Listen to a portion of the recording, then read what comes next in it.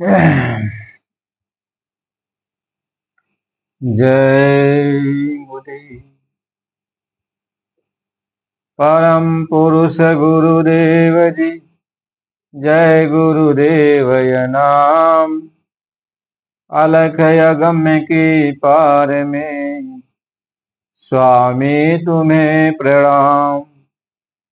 कोटि कोटि करूं वंदना अरब खरब प्रणाम।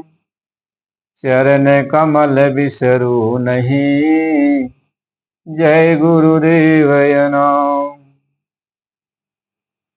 परम पूज्य स्वामी जी महाराज के चरणों में कोट कोट प्रणाम। आप सभी प्रेमियों, मालिक की अपार कृपा दया से हम सब लोग गुरु महाराज जी के सुनाए हुए वचन को अपने हृदय में उतारते हैं और आपस में कहते और सुनते हैं।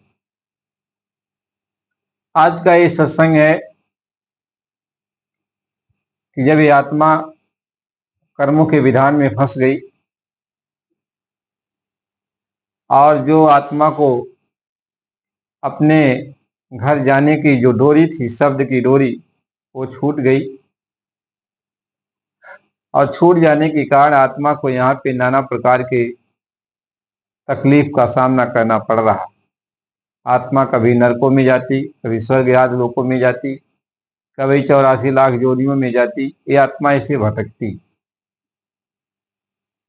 तो आत्मा कब जो है शब्द से फिर जुड़ेगी, कैसे जुड़ेगी, इसके बारे में आज हम लोग चर्चा करेंगे।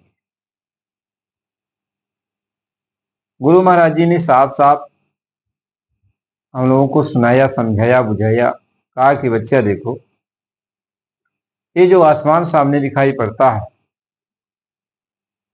ये जो आसमान है, ये जो सामने दिखाई पड़ता है, यह आसमान दोनों आंखों तक ही है। यानी ये जो दोनों आंख हम लोग खोलते हैं शरीर की, इन दोनों आंखों तक ही ये आसमान है।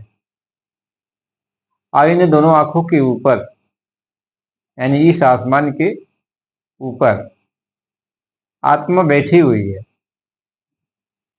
इस आसमान के ऊपर आत्मा बैठी है। यानी दोनों आंखों के ऊपर तीसरे तिल पे जहां माताएं बहनें बिंदी लगाती हैं, पंडित जी लोग चंदन लगाते हैं, वहीं पे आत्मा बैठी है। लेकिन आत्मा वहां पे बैठी है और जितना भी अच्छा बुरा कर्म है, आत्मा के आंख के सामने, यानी आत्मा जब इस आसमान के ऊपर बैठी है तो जो कर्म है आपका जमा हुआ है, तो इस आसमान के ऊपर जमा हुआ है। यानी आत्मा की बैठक जहां है वहां जमा हुआ है। इस आसमान पर नहीं, इस आसमान के ऊपर, क्योंकि ये दोनों आंखों तक ही आसमान है।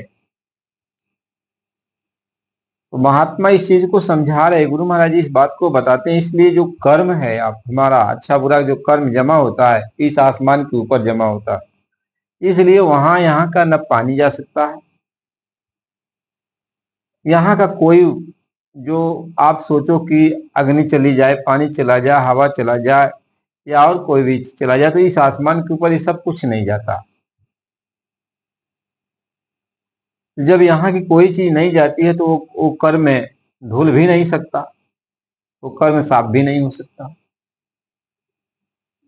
साफ शब्दों में गुरु महाराज जी समझाते हैं। अब वो इस आसमान के ऊपर हमारे आपके वो कर्म जमा है, जो हमारे यहाँ आत्मा की आंख के सामने ये सारे कर्म जमा है। यानी आत्मा का जो आसमान है ऊपर की तरफ, यानी इस आसमान के ऊपर आत्मा का आसमान है, जिसको गगन मंडल कहते हैं। ये जो आसमान है, ये तो माया का बनाया हुआ आसमान है, यह पिंडी आसमान है, मृतलोक का यह आसमान है। इसके ऊपर आत्मा बैठी हुई है और वहां ऊपर जो है आत्मा का आसमान है, जिसको गगन मंडल कहते हैं। तो उस गगन मंडल के बीच में, यानी आत्मा की आंख के सामने जैसे बादल छा जाता है, ऐसे आत्मा की आंख के सामने एक कर्मों का बादल छा गया, अच्छे बुरे कर्मों का बादल छा गया। जब एक कर्मों का बादल छा गया तो आत्मा जो ऊपर देख रही थी, ऊपर जो गगन मंडल में जो रोशनी देख रही थी, शब्द की रोशनी देख रही थी, प्रभु की रोशनी देख रही थी और प्रभु की आवाज को सुन रही थी, वह दोनों बंद हो गए। यानी जब बादल, कर्मों का बादल का पहाड़ जमा हो गया, कैसे अभी यहाँ जो है बहुत तेज बादल घेर ले, अंधेरा पूरा छा जाता है, तो ऊपर की कोई चीज दिखाई नहीं पड़ती, ऊपर की कोई रोशनी नहीं मिलती है, अंधेरा छा जाता है। तो वैसे आंख और कान के सामने, आत्मा की आंख और कान के सामने एक पर्दा पड़ गया। पर्दा इतना मोटा हो गया कि अब उधर की जो आवाज है वह आत्मा के कान तक नहीं आ सकती, और उधर का जो प्रकाश है वह आत्मा के कान आंख तक नहीं आ सकता। इसलिए आत्मा इस आसमान के ऊपर बैठी है, फिर भी अपने ऊपर यानी सामने, उसके सामने अंधेरा छाया हुआ है। अब वो अंधेरा छाया हुआ है तो आत्मा ऊपर ऊपर का भी नहीं देख पा रही और नीचे का भी नहीं देखती। नीचे जब वो देखती है तो इन दोनों आंखों के जरिए, शरीर के दोनों आंखों के जरिए जब वो नीचे का देखती है तो नीचे का आसमान दिखाई पड़ता है, नीचे की रोशनियां दिखाई पड़ती हैं, कान के द्वारा नीचे की आवाज सुनाई पड़ती है। यानी शरीर के जितने भी दरवाजे हैं, उन दरवाजों के द्वारा जब आत्मा यहाँ संसार को देखती है तब दिखाई पड़ता है। आत्मा आत्मा ही देखती है, लेकिन आत्मा जो है इन दरवाजों के जरिए, 9 दरवाजों के जरिए नीचे संसार की तरफ देख रही है। तो जिधर आदमी को दिखाई पड़ता है उधर ही वो देखती है। तो आत्मा को ऊपर की तरफ जब अपनी तरफ देखती है तो अंधेरा दिखाई पड़ता है, इसलिए आत्मा उधर ही देखती है जिधर उसको कुछ दिखाई पड़ता है। तो इन शरीर की आंखों के द्वारा आत्मा को यह संसार दिखाई पड़ता है, यहाँ की रोशनियां दिखाई पड़ती हैं, सूरज चांद सितारे दिखाई पड़ती हैं, यहाँ की सारी चीजें दिखाई पड़ती हैं। इसलिए आत्मा इन 9 दरवाजों के जरिए यानी इस शरीर को अपना घर बना ली, अपना बना ली, और इस शरीर के द्वारा इस संसार को आत्मा देखने लगी। इस शरीर के द्वारा इस संसार को आत्मा देखने लगी। अब इस संसार को अपना समझने लगी, इस शरीर को अपना समझने लगी। अब ऐसे बहुत दिन बीत गया, एक दिन नहीं, ऐसे बहुत दिन, बहुत युग बीत गया। अब आत्मा एकदम भूल ही गई कि हमारे सामने अंधेरा छाया हुआ था, हमारा कोई शब्द था, हमारा कोई आवाज थी, हमारी कोई रोशनी भगवान की थी जो हम हमारे सामने था, सब भूल गई। अब केवल उसको वही सामने जो इस शरीर के द्वारा दिखाई पड़ता है, आसमान इस शरीर के द्वारा दिखाई पड़ता है, यहाँ की सारी चीजें, अब इसी को सत्य मान बैठी। अब इधर ही वो देखती रही, 9 दरवाजों के जरिए अपने सारे ख्याल को इस संसार में वो जो है फैला दी, संसार में वो रम गई। महात्मा ये समझाते हैं। अब अभी आत्मा अपने तरफ कैसे देखेगी, अपने घर की तरफ कैसे देखेगी? समझाया तो जाता है लेकिन समझ में कुछ आता नहीं, समझ में कुछ आता नहीं। महात्मा इस बात को समझाते हैं। इसलिए जब सच्चे महात्मा मिलते हैं, सच्चे महात्मा मिलते हैं तो आत्मा को पहले ये बात समझाते हैं कि देखो, यह शरीर में, इस शरीर की आंखों, कानों के, नाकों के, जबान के द्वारा जो इस संसार में तुम भ्रमण करती हो, घूमती हो, टहलती हो, ये असलियत नहीं है, ये असलियत नहीं है, यह सब धोखा के लिए है।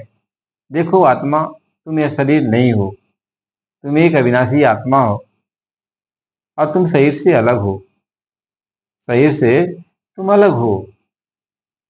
आत्मा इसको स्वीकार नहीं करती, लेकिन महात्मा प्यार से समझाते हैं, मेरी बात को मानो, तुम एक शाश्वत आत्मा हो, अजर अमर अविनाशी हो। तुम्हें जो है ये अग्नि जला नहीं सकती, हवा सुखा नहीं सकती, पानी तुम्हें गीला कर नहीं सकता, कोई अस्त्र शस्त्र तुम्हें मार नहीं सकता, तुम कभी मरती नहीं हो, तुम अमर हो। अब ये शरीर देखो, बालापन से युवापन आता है धीरे धीरे, फिर जवानी खत्म हो जाती है, फिर वृद्धापन, फिर शरीर खत्म हो जाता है। अरे आत्मा, ये शरीर खत्म हो जाने के बाद भी तुम ज्यों का त्यों बनी रहती हो, तुम उस तरीके से रहती हो। इस शरीर में तुम्हारा प्रवेश उस तरीके से है जैसे एक घड़े में पानी भरा हो, घड़े में पानी भरा हो और पानी आसमान के नीचे घड़ा रखा हो, तो आसमान का जो प्रतिबिंब है उस घड़े में दिखाई पड़ता है। कह प्रतिबिंब आकाश को देखी चहे, भारे घट में उसका भास है जी। फिर उसी घट को तू फोड़ी देवे, आखिर में रहे आकाश है जी। इस भांति से जड़ शरीर महे, चेतन करे पर गास है जी। पलटू शरीर का नाश हुए, चेतन का नाही नाश है जी। कहते इस तरीके से जैसे वो आसमान उस घड़े में प्रवेश कर जाता, दिखाई पड़ता नहीं कि मालूम था घड़े में जो है ये आसमान आ गया है, क्योंकि घड़े में पानी है। लेकिन जब पानी बह जाता है तो आसमान खत्म हो जाता है। इसी तरीके से मानव शरीर एक घड़ा है, इस घड़ा है और इस घड़े में श्वासों की पानी है, श्वासों की पूंजी है, श्वासों का जल है।